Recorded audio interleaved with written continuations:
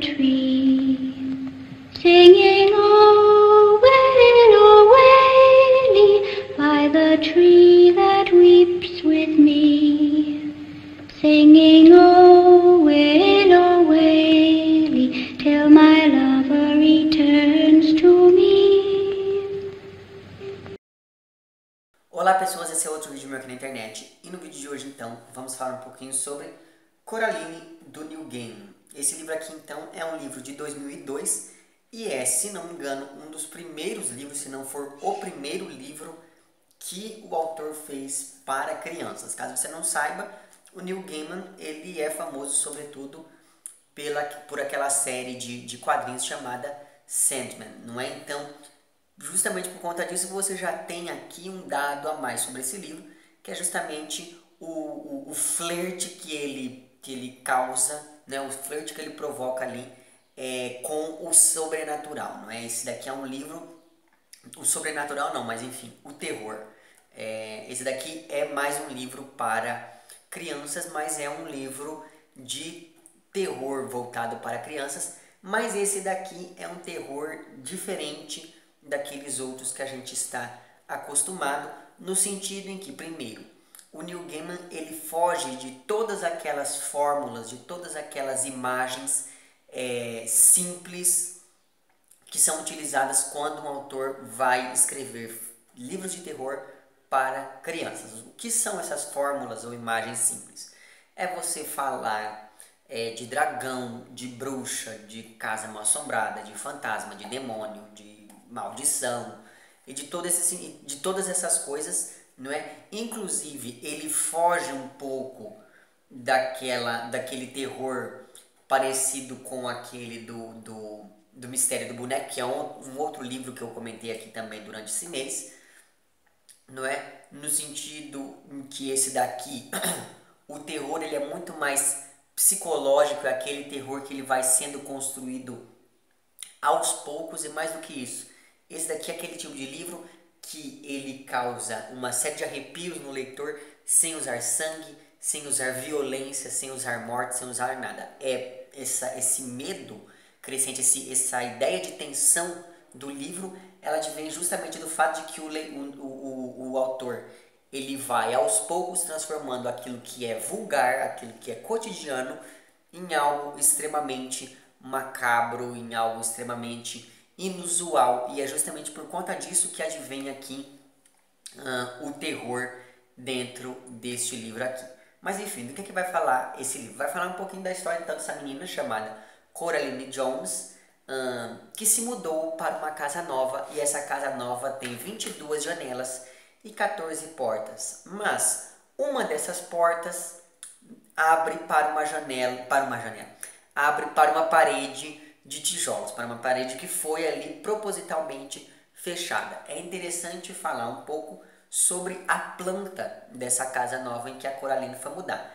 Trata-se, portanto, de um casarão antigo, onde você tem 4 pequenos apartamentos. Um fica no sótão, um fica no porão e o meio da casa foi dividido em 2. Um apartamento que é utilizado pela família Jones, né, pela família da Coraline, e o apartamento contíguo que está vazio. E essa porta que a Coraline encontra e que dá para uma parede de tijolos, a mãe acredita que possivelmente ela daria para o apartamento vizinho ali, mas enfim, como eles alugaram, provavelmente eles muraram aquela parede por conta disso. Muito bem. E uma coisa interessante é que no andar de cima mora então eu não me lembro agora se ele é russo ou se ele é austríaco, enfim. Ele é uma desses povos eslavos lá, sei lá como se denomina esse povo do frio. Mas enfim, no andar de cima então mora um senhor desses povos aí, um estrangeiro, não é? E esse estrangeiro, ele vive trocando o nome da Coraline para Caroline, e mais do que isso, ele tem uma profissão um pouco interessante que ele treina ratos. Ele quer fazer um circo de ratos e daí então ele vai treinando esses ratos, e mais do que isso, ele conversa com esses ratos. E E esses ratos, e é uma conversa que, aí você vê que coisa, né?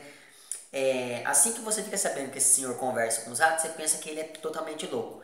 Mas os ratos vão contando algumas coisas para ele que são coisas que aconteceram com a Coraline e são coisas com as quais esse senhor não poderia ter entrado em contato. Então perceba que muito provavelmente esses ratos realmente têm uma função ali, além de ser puro ornamento na casa desse senhor. E no andar de baixo mora então duas ex-atrizes que hoje em dia já são, enfim, já perderam o glamour e os louros do teatro e que hoje vivem ali embaixo com os seus 7 cachorros, e que também ficam, enfim, trocando sempre o nome da Coraline. E além disso, moram com a Coraline os pais dela, né? Os pais dela, eles apesar de trabalharem em casa, eles não têm muito tempo de dar atenção à menina. E justamente por conta disso e por conta de a Coraline ser uma menina francamente uma exploradora, né? Ela é muito ativa, ela gosta de estar sempre brincando, de estar sempre procurando coisas para fazer. É justamente por conta disso que ela vai acabar um dia, então, já que ela não pode brincar no quintal porque está chovendo, ela acaba encontrando a dita porta que leva para lugar nenhum. E mais do que isso, tem outra coisa muito desagradável nesse mundo para a Coraline, que é a comida. A mãe não cozinha e o pai, quando cozinha, faz uns pratos meio estranhos, e isso sempre acaba fazendo com que a Coraline vá dormir com fome porque ela não consegue comer todo o jantar. Então você perceba que a vida dessa menina é uma vida extremamente monótona, extremamente cansativa. Ela está de férias ainda, então, e ela está num lugar onde não moram crianças e ela não conhece ninguém, mas enfim, nesse lugar com a comida ruim, com pessoas que não lhe dão atenção e esse tipo de coisa. E é justamente por isso que a ideia da porta de tijolos se torna cada vez mais sedutora para essa menina. Por quê? Porque essa menina ela acaba indo até essa porta em outro horário, e daí o que ela descobre que a porta de tijolos é uma passagem secreta. Então, nesse sentido, e antes que eu me esqueça disso, nesse sentido, o Coraline é um livro que eu escolhi falar dele no final desse mês das crianças. Inclusive, eu espero que esse vídeo saia no dia 31. Mas, enfim, eu escolhi falar desse livro no mês das crianças justamente por conta do diálogo que ele estabelece com um dos primeiros livros que eu comentei aqui para vocês, que foi o As Crônicas de Nárnia, e mais do que ele também com aqueles livros da Alice no País das Maravilhas e Alice no País do Espelho, não é? Aquela ideia de que essa menina vai atravessar para um outro mundo e essa passagem secreta fica dentro ali do mundo real e do mundo cotidiano. E mais do que isso, justamente por conta dessa passagem, fica-se sempre no limiar ali entre o sonho e o real, sobretudo se a gente for pensar lá na Alice. Mas muito mais interessante do que estabelecer esse diálogo, como o Neil Gaiman faz, é fazer do modo como ele faz. Por quê? Porque aqui o que a criança vai encontrar lá do outro lado não é uma coisa fantástica, não é uma coisa muito legal, não é uma coisa, enfim, que foge à realidade com coelhos falando e coisas do tipo, embora tenha um gato. Mas enfim, o que ela encontra do outro lado é exatamente a mesma coisa que existe desse lado de cá. Então, o que ela vai encontrar do outro lado da porta dessa passagem secreta é, enfim, um mundo que é uma réplica do nosso, mas uma réplica muito melhorada, a começar pelos pais da Coraline, não é? Eles estão sempre dispostos a brincar, a jogar e esse tipo de coisa. E a comida nesse outro lugar é muito mais gostosa. Os vizinhos não trocam o nome da Coraline, que é uma coisa que sempre, enfim, fazia com que ela ficasse meio tristonha e esse tipo de coisa. Então, eu não sei se você percebe, mas esse daqui era outro livro que eu lia na infância, não é? Então, eu não sei se você percebe mais. Eu já falei aqui do Menino no Espelho, agora eu falei desse.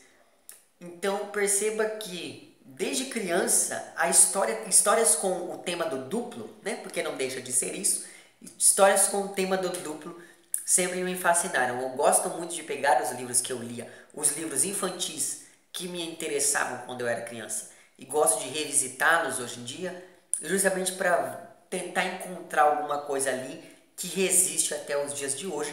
E essa é uma temática que eu já percebi que me é muito cara, não é? Que é uma temática que continua aqui fazendo parte do meu gosto. Mas enfim, voltando à história da Coraline. Apesar de tudo estar ali às mil maravilhas, apesar do relacionamento dessa menina com os pais ser muito melhor do que aquele que ela tem com os pais verdadeiros dela, tem um detalhe que é um detalhe um pouco macabro nessa história toda. Eu não vou falar que detalhe é esse agora, eu vou falar esse detalhe no fim do vídeo, então, enfim, e isso vai ser spoiler, então perceba que eu vou deixar para falar no fim justamente por conta disso.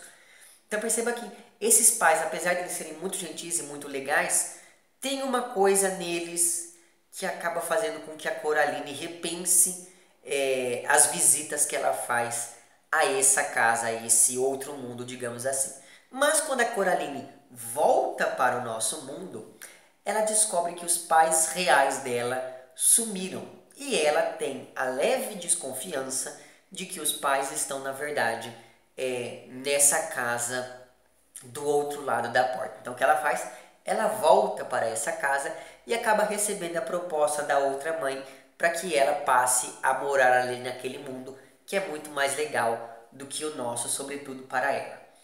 Uma figura que é muito importante e muito interessante dentro desse outro mundo aqui que a Coraline frequenta é a figura do gato, né? Esse gato que está com ela já no mundo real e que quando passa para além dessa porta é um gato que começa a falar. Então você perceba que você tem aí a imagem, não é, ou o diálogo com o gato da Alice. E esse gato, tal qual o gato da Alice, é um gato extremamente inteligente, é um gato que faz algumas perguntas que acabam, enfim, mexendo com as ideias da Coraline. E novamente, você sempre tem que ter em vista a figura, o que representa o gato dentro da nossa cultura, etc, etc.